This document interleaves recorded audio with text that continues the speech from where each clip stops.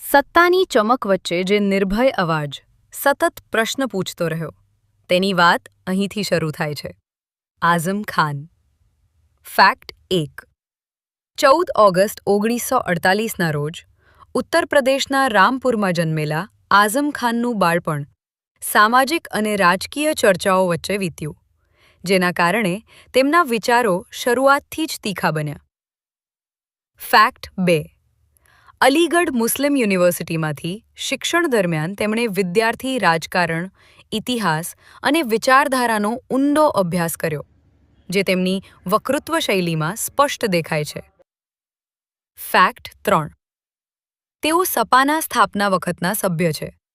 તેઓ કુલ 9 વખત વિધાનસભાના સભ્ય અને 2 વખત લોકસભાના સાંસદ રહ્યા.